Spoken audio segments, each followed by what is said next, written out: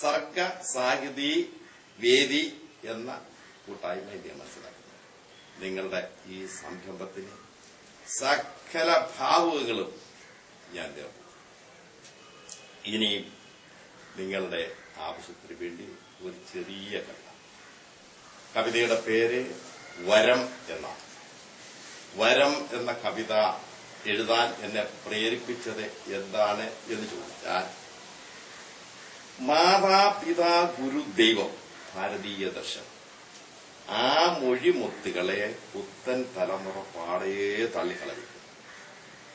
വാർദ്ധക്യകാലത്തെ മാതാവിനെയും പിതാവിനെയും സംരക്ഷിക്കാൻ ധാർമ്മികമായ ഉത്തരവാദിത്വം ഉള്ള മക്കൾ അത് ഏറ്റെടുക്കാതെ അവരെ വേസ്റ്റ് കൊണ്ടുവന്ന് റോഡിന്റെ സൈഡിൽ തള്ളുന്ന പോലെ ഈ അച്ഛനെയും അമ്മയെയും വൃദ്ധസദനയിൽ കൊണ്ട് തള്ളുന്ന വൃത്തികെട്ട ഒരു സംസ്കാരത്തിനെതിരെ ഒരു കവിയുടെ, ഒരു പാവപ്പെട്ട കവിയുടെ, ഒരു ചെറിയ കവിയുടെ വേദന, അല്ലെങ്കിൽ അയാളുടെ ഹൃദയത്തിന്റെ നീറ്റൽ, അല്ലെങ്കിൽ അയാളുടെ നെഞ്ച് കീറിയുള്ള ഒരു കരച്ചിലായിട്ട് മാത്രമേ നിങ്ങൾ ഈ കവിതയെ കണ്ടാൽ മതി. ഇനി ഞാൻ കവിതയിലേക്ക് കടക്കുന്നു.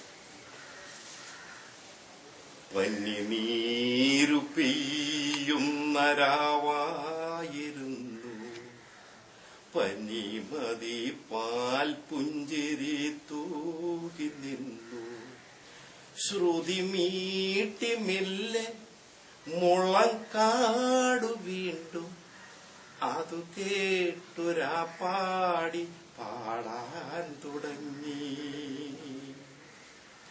നരജന്മ ജീവിത ക്ലേശം മറന്ന് ഒരു നിദ്രയിൽ ഞാൻ ലയിക്കുന്ന നേരം, ഇടവഴി വിട്ടെന്നെ പുൽകുവാനെത്തി കുടമുല്ലപ്പൂമണം തൂകുന്ന കാറ്റേ, ഒരു വെള്ളിവെട്ടം പരന്നെന്റെ ചുറ്റും, ഒരു ദേവരാഗം ഹൃദയം കവർന്നു, സുരലോക സൗരഭ്യം ചുറ്റും പരന്നു, സുരസുന്ദരിമാരും നൃത്തമാടുന്നു.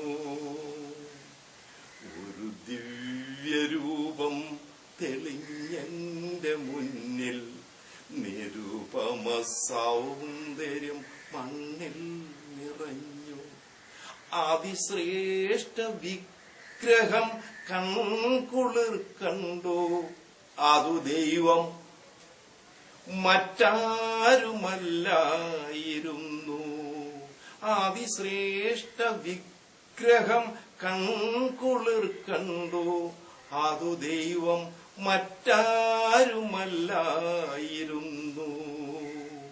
ഒരു ഭക്തിയൻ ഹൃത്തിൽ തുള്ളി തുളുമ്പി, ഇരുകരം കോപ്പി തിരുമുൻപിൽ നിന്നു, നറുപുഞ്ചിരി തൂകി ദൈവം മൊഴിഞ്ഞു, ഒരു വരം ഇന്നു ഞാനേകാം നിനക്ക്.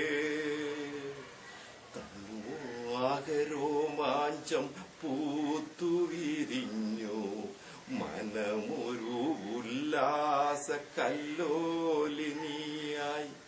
നിറഭക്തിയോടെ നമിച്ചു ഞാൻ ചൊല്ലി, അരുളുക ദേവാ വരം ഇന്നെനിക്ക്. വിണ്ണിലെ നവരത്ന സഞ്ചയം വേണ്ട, മണ്ണിലെ ആ സ്വർണ്ണക്കനികളും വേണ്ട, കടൽ കനിഞ്ഞേകുന്ന മുത്തുകൾ വേണ്ട, കാലം കവർന്ന എന്റെ അമ്മയെ തരുമോ.